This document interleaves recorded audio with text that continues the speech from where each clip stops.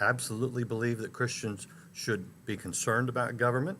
And in America, we have the opportunity to be involved in government, and that is a liberty that I think we should take advantage of in a positive sense. I have not for one second believed that the church is here to totally disengage from society.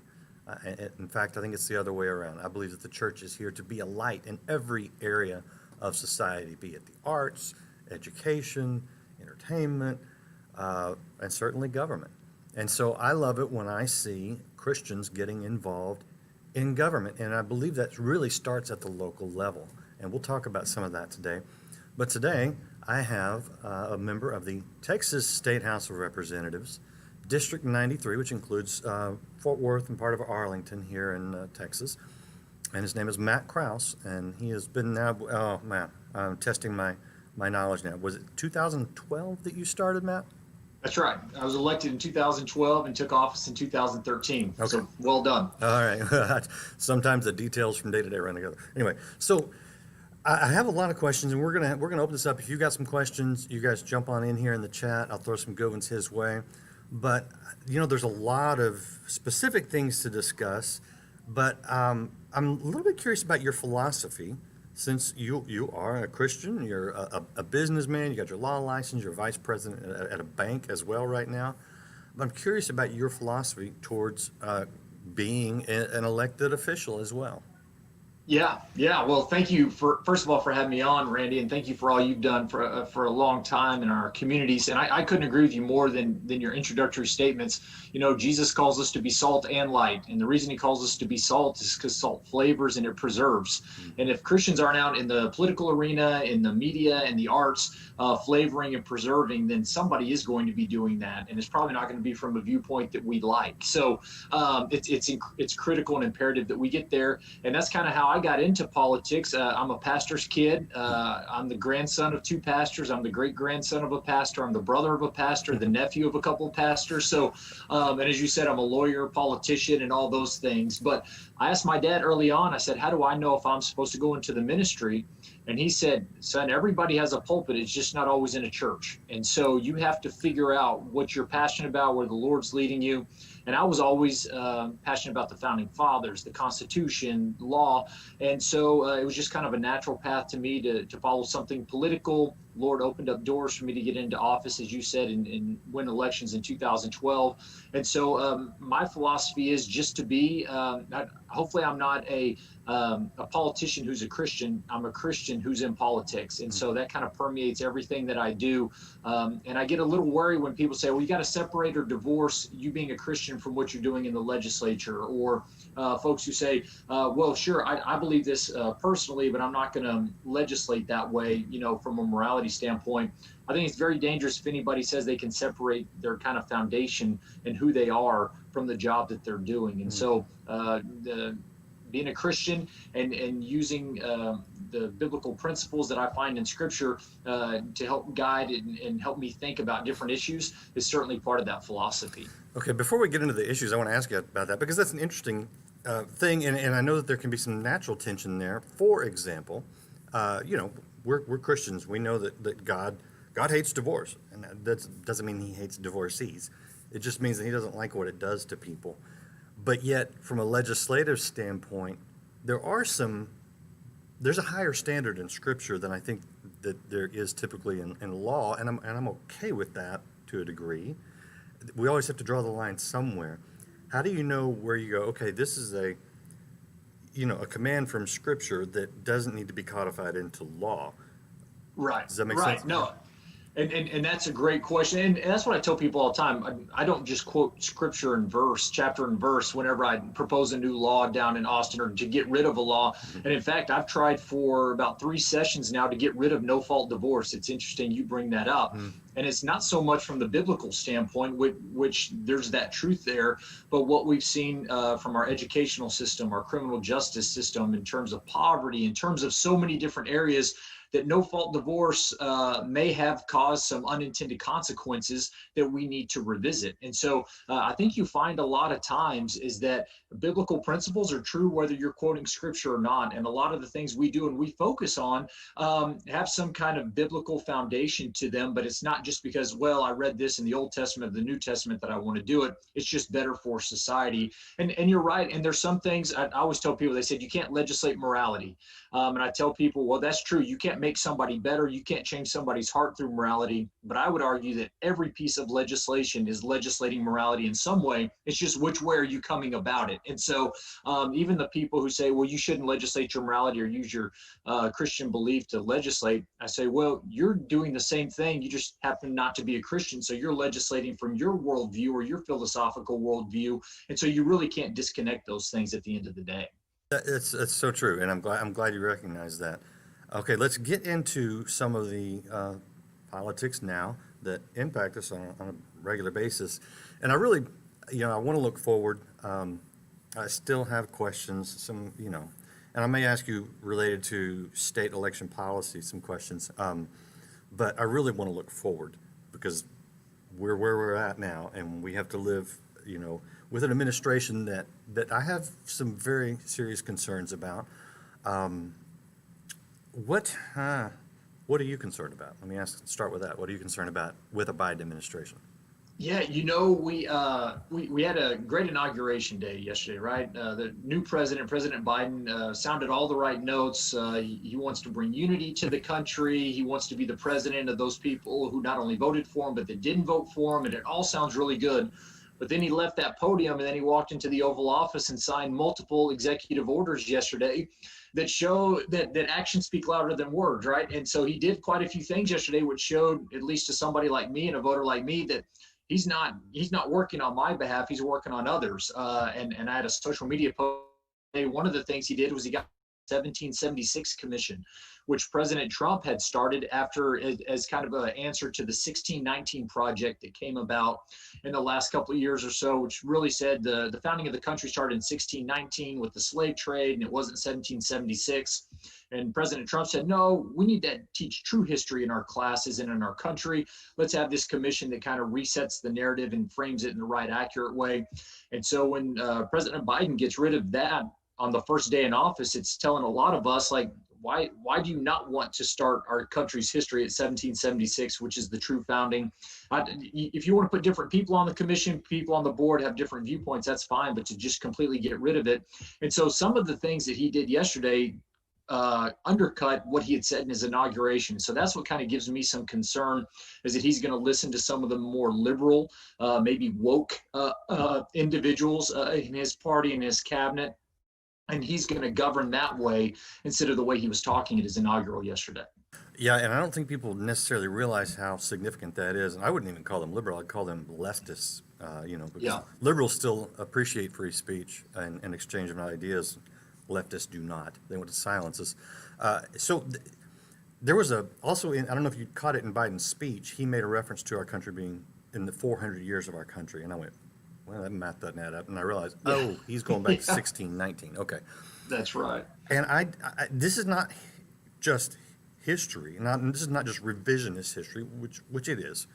There is an agenda that goes to what we're dealing with in our streets and in our communities and in our schools and even in our churches, and that is the issue of race.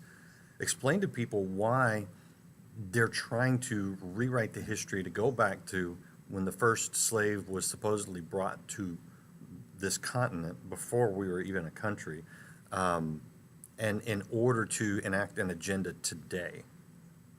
Yeah, it's been very interesting. I thought during the Trump administration, those 4 years, that president did more for the African American communities and some of our minority communities than presidents had in decades. And whether it was criminal justice reform, whether economic policies, but they didn't look at the actual results for those communities, making those communities better. They wanted to continue to stoke the fires of racism. And so I think that's what you're seeing is kind of another wedge, another cudgel we use to continue to inflame those passions, because as long as you do that, then we won't get unified. You can always continue to seek to undermine the foundations of the country that they're trying to do. And so continuing to inflame the racism, and that's not to say there's no legitimate grievances out there in certain ways. At any time you see any type of what we saw this year was any kind of police brutality or any kind of systemic errors in the criminal justice field, which I and many of my Republican colleagues love working on criminal justice reform issues because it's something we need to take seriously. So that's not saying all the grievances or all the issues are bad, but when you overlook all the progress that's been made and everything we've done in the last 10, 20, 30, 40 years, and just say we continue to be the same racist country we were maybe 60, 70 years ago, just isn't fact. And so, but if you dwell on that and the media parrots that and every article is written about that, it becomes kind of its own megaphone and everybody thinks, oh, maybe we are as bad today as we've been in the past, instead of focusing on the actual facts. Yeah, in fact, it's just pure propaganda. I remember when Governor Perry was in office, he did some great things in the area of sentencing reform. And I think that serves as a model. And, I actually had the privilege of meeting and interviewing Alice Marie Johnson, whom, President Trump, I forget the exact term, if it was a commutation, it wasn't a pardon, but she's out of prison, right? That's right. And then we saw a slew of people here at the end of President Trump's term, including Kwame Kilpatrick, whom I think we know. I think he lived in Colleyville for a while. I think that's right. And former Detroit mayor, a Democrat, a black man, and I was like, I'm kind of surprised because he had some pretty serious corruption charges. Trump pardoned him, which, if you're a white nationalist, that's a bad policy. He just he doesn't fit the description. Here's a serious question though. So and Judy, by the way, I have a Canadian friend who's watching right now, and I will get to the pipeline deal, the Keystone Pipeline. But I want to ask, since we're on the topic of 1619 project, which is starting to infiltrate the schools, the public schools, and we also saw things that Biden did yesterday that are setting up this whole gender identity thing. And I don't know if people know this, but there was a coach in a Florida school, and I forget how long ago it was. It wasn't that long ago. There was a girl who identified as a boy, so she was in the boys' locker room, which caused problems when you stick a high school girl in a high school boys' locker room where they're showering. And so the school ordered a male coach to supervise her in the boys' locker room as she was showering. And he refused. He's like, I'm not going in there with a minor while she's undressing and potentially showering. And he got fired. Crazy, crazy things, potentially, when we elevate this idea of gender fluidity and things like that. And that is coming at our schools, even here in Texas, I know. How does the average person combat that sort of thing? Yeah, well, and in Texas, we've been having those discussions and what we need to do and the framework we need to have in place in Texas to protect from those situations. Because as you said, that comes down to a basic need of safety. Whether it's a girl in a boys' locker room, whether it's a boy in a girl's locker room, there's just some safety issues that you have to have. And I always feel bad for the feminists, to be honest with you. They work for 50, 60, 70 years to say, hey, being a woman means something and it's special, and we need to make sure that we venerate women and put them in places where they can do things. And now we've come back and said in the last couple of years, no, it doesn't matter. Boy, girl, male, female, there's really no difference at all. And I think that's actually why you're seeing some feminists push back in one other areas in terms of girls' athletics. You're having these transgendered athletes who are males transitioning to become females or wanting to be females, and they're dominating athletic competitions. Well, that's not fair to those girls who have worked and trained and practiced their entire life to be at the top of their field, and then have somebody who's just genetically superior come in and be able to win every race, win every competition. And so there's issues of fairness, safety, fairness that we're having to deal with, and Texas is in session right now, and so hopefully we will address a few of those things by the time we get out of session in May. But you're right, there's a lot that the Biden administration can do through executive orders. Having said that, Trump put about 300 new federal judges on the bench. And if the Biden administration seeks to go outside of that, we're going to have good, conservative, constitutional justices and judges at the district level, Court of Appeals level, and even Supreme Court that will hopefully not allow that to happen. And thank God. We are talking That's to, right. oh, I'm going to get your website here. We're talking to Matt Krause, Texas State Representative, and pardon the black screen, that's my mistake. There it is. There's his website, mattkrause.org, and he represents a district here in Texas, in the Texas State, it's Texas Representatives. It's including Fort Worth and Arlington, and he's a father, a son of many pastors and preachers, That's right. and just a great guy to have representing you. And so I'm glad he's not technically my district, but very close. And yes, Judy says your quiver is full. She's looking at your picture on the website. That's right. And Judy is also up in Canada, and she has a question that I asked you before we went on the air, because it impacts from Canada all the way down to Texas, right? And that is the Keystone Pipeline. Now, did he get to an executive order yesterday to do some He damage did. there? He did. He actually issued an executive order canceling the Keystone XL pipeline permit, How many? which basically stops the work on that. So when you said what gives you pause or makes you nervous, the Keystone Pipeline is a good thing for all Americans. As you said, from Canada down to Texas, it's benefiting Americans everywhere that it goes.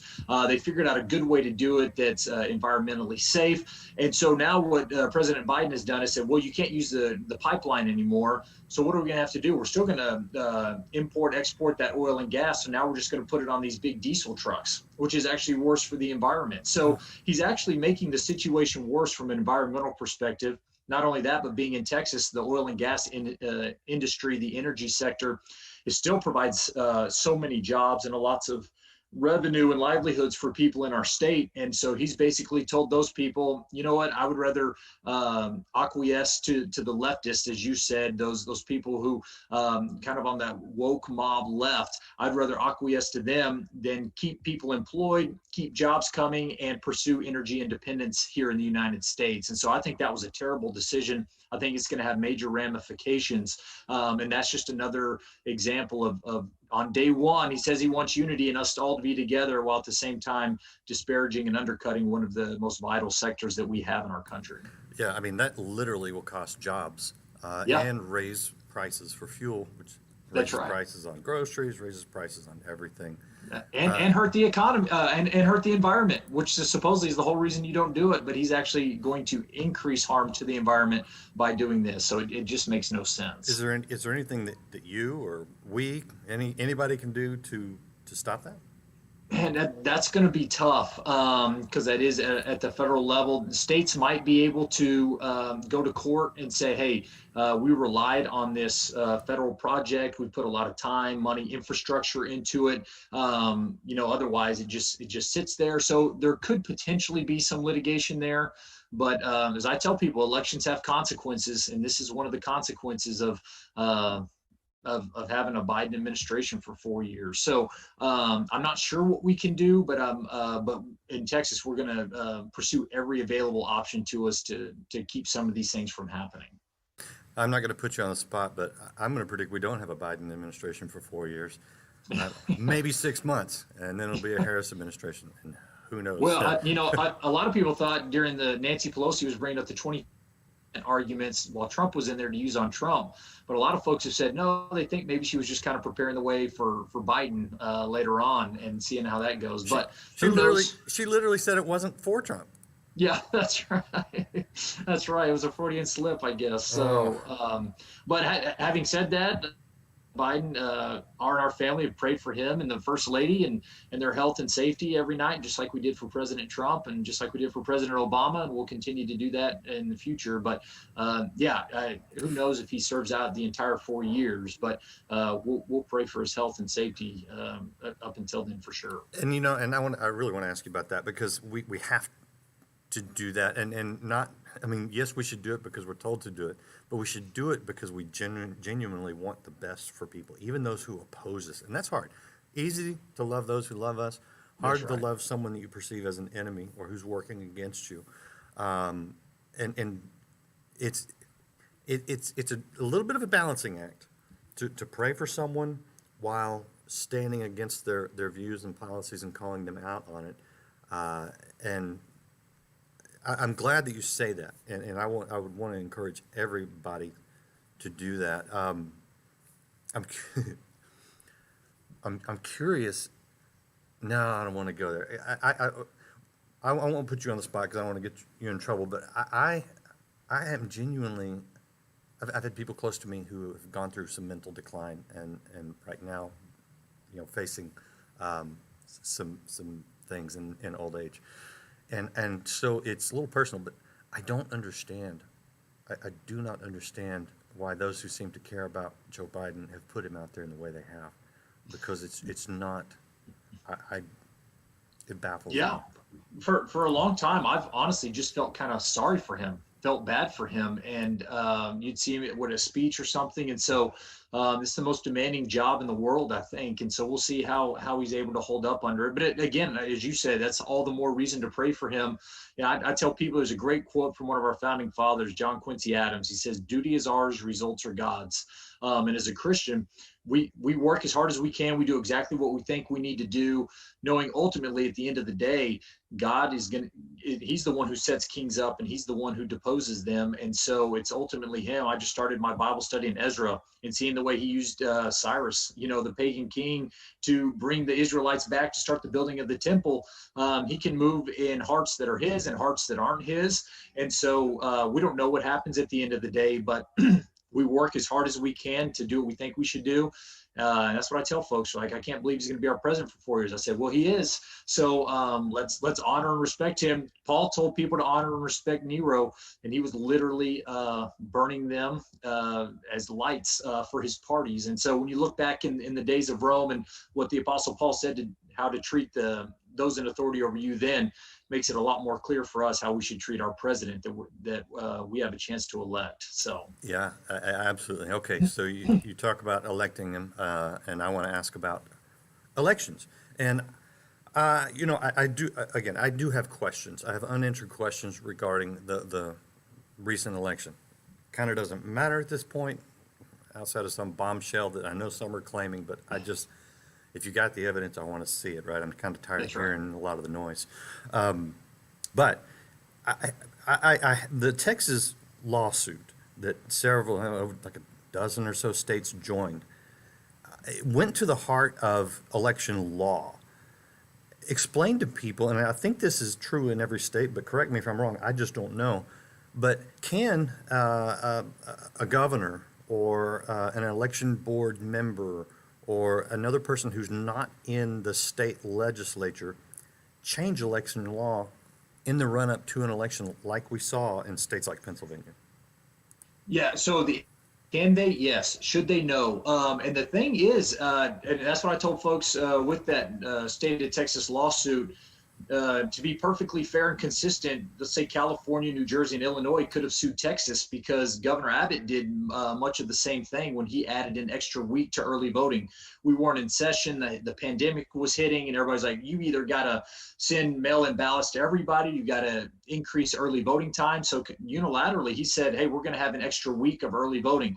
Now, from a health and safety perspective, I think that was the right call. From a electoral integrity perspective, that's so much better than universal mail-in ballots. So from those perspectives, I think he made the right choice. But from a purely constitutional standpoint, that's a decision the legislature should be making and not a governor or, like you said, a voting board. And so what we need to do is be real intent these next several months, working with your state legislatures, especially in Arizona, in Pennsylvania, Michigan, and other places, to get those elections secured and squared up. I don't think we need to go to a national election procedure because that just messes things up anytime we try a one-size-fits-all approach. But even in Texas, we're going to be looking at election integrity very seriously the next couple of months, doing what we can. Even though I think we did a good job for the most part as a whole in the state, there's things we can shore up in our state. And so you're right. There's definitely some anomalies. There's definitely some questions. There's definitely some concerns. And I have no doubts there was fraud and widespread fraud. Was it enough to change the outcome of the election? That's the part we haven't seen proven in court. As you said, if you were going to prove that, you need to prove that. But there's no doubt we need to tackle election integrity and do what we need to do there. And it has not been proven in court, but here's my real question. Has it had its day in court? Yeah, and that's the question a lot of people have asked. They just kept getting summarily dismissed and dismissed. Now, some of those were by Trump appointees at the federal level. Some of those were by state courts, where you elect judges, and sometimes those are Republicans. So I don't think you can just say they were never giving a shot, but there were some just their hurdles that they had to overcome that they couldn't. And so, but you ask a very good question, and we'll see. But like you said, we've got to look forward now. Yeah. But we can't just dismiss that and say, okay, who cares? We're moving on. We've got to now take some stock and ownership of the problems and try to address them going forward. Yeah, and here's my question. I had a Christmas package delivered, a month ago, and we weren't there, and so I had to go to the FedEx little office over in Fort Worth and pick up a package. I had to show some ID to get a FedEx package. Yeah. Why the heck should we not show some ID to vote, for crying out loud? That's well, and Pat Fallon, one of our new congressmen from up in this area, in our area, in the DFW area, had a post a couple of weeks ago when he went to vote on the House floor. He said, "I've got to take my ID, I've got to take my badge, I've got to show that to people so I can get on the House floor so I can vote." He's like, "If I have to everybody in show their ID when they vote, why doesn't everybody have to show their ID when they go to vote? You have to show your ID everywhere except to exercise your most basic fundamental right as a citizen." And so you're right. It just blows me away as well. Okay. All right. Last big question and topic for Matt Krause, Texas representative from District 93 here in Fort Worth and Arlington. And this one is big to us in Texas. You've seen the footage down in Guatemala of all the Hondurans on a long, dangerous, sometimes costly financially, and they don't have any money, journey to the United States, because in their eyes, they take what Joe Biden has said in the campaigns, meaning they have 100 days, because Joe Biden said he wouldn't deport anybody for 100 days. They got 100 days to get in here scot-free. I'm curious, do you know, are they headed for the Texas border, or do they typically go somewhere else? No, and we saw a couple of years ago, same kind of caravans coming in, and hundreds, if not thousands, of those did come into Texas. Some of them tried some other places along the Mexico-U.S. border, but just by virtue of geography, a lot of those folks, yes, are going to try to come into Texas. And so you're right, we're Texas, and so what the Biden and Biden himself giving these people a little bit of hope. Now, what's when you start seeing in Mexico and other places, they start pushing back because they're like, we're getting overloaded here, in our area. And so I don't know if they make it, but I do feel sorry for those people as well. One thing that I always point out to folks when we're talking about this is we should feel grateful that we live in the country that everybody's trying to come to instead of there everybody's leaving from. So we should remind ourselves that America is still a great country and do everything we can to help it. But we've got a responsibility as Texans, as a Texas elected official. I've got a responsibility and a duty to keep Texas secure and safe as much as possible. And so even if the Biden administration won't handle that problem, those of us in Texas will do all we can to do the same. Can you keep building a wall in Texas even without support from D.C.? Yeah, well, and that was another executive order from President Biden yesterday, was to cease border wall construction. So he hit it pretty hard and heavy yesterday. It just was a disconnect from everything he had said a few hours before. But so can Governor Abbott continue with that, though, or is that strictly federal? Well, it's usually federal. Got international borders there. That's a federal government jurisdiction item. But I know Governor Abbott has said, and I agree, that we will look at every possible available option and avenue to defend Texas's border and to keep it safe. And so there might be something there, but for the most part, that's been seen as a federal issue. And this is my attitude, and I want to ask if it's yours. I think immigration is good, and I had no issues with any particular ethnicity or nationality, and in fact, I have a great love for the Hispanic community. I volunteer in my Iglesia, in my church, but I think people should come in the front door, not in a side window, and so I want immigration to be legal. and I want it to be legal, but I want it to be done legally. Yeah. Is that your attitude as well? That's right. Somebody had a great quote a couple years back. They said we should make it 1,000 times easier to come here legally and 1,000 times harder to come here illegally. Yeah. Our path to legal citizenship has so many hurdles, costs so much money, takes so much time. We disincentivize people from trying to go the right route. But if we could make that a lot cleaner, a lot quicker, and a much more knowable path, I think people would do that and then say you're not going to come here illegally. That would dissuade those folks, which would push them into doing it the proper way. So we're really messed up on both ends. And I totally agree with you. Again, I love being in a country and in a state that people still want to come to, seen as the land of promise and opportunity. We love that. We should cherish that. And we should welcome the people in who want to do that. But you need to do it the right way. And our laws need to reflect the ability to come here legally and not come here illegally. And so I'm right there with you on that.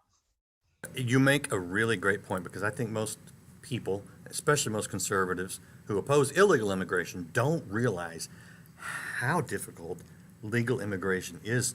Ridiculous. That's right. It's just ridiculous, to be honest with you. A Costa Rican friend of mine was telling me all that he had to go through to become a citizen, and I was like, you got to be kidding me. It's unbelievable. So we really do need work on both ends. I appreciate you acknowledging that. Yeah.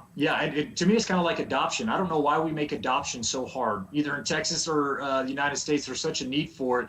We keep saying, why do we make that so hard? But to kill your child, we make it so easy. Yeah. So we're messed up on both sides of that as well. And that's another area we need to work on. But that you're exactly right. We've got to make some strides there. Yep. All right. Again, Matt Krause, Texas State Representative. This is his website, mattkrause.org. And man, I appreciate your time. I appreciate your input. Is there anything that we're missing? Anything you wanted to say that I just haven't gotten to before I let you go? No, I know a lot of people are frustrated, concerned, disappointed right now. And I always tell people there's a big difference between being disappointed and discouraged. Disappointment is a natural human reaction when things, elections, whatever, doesn't go your way.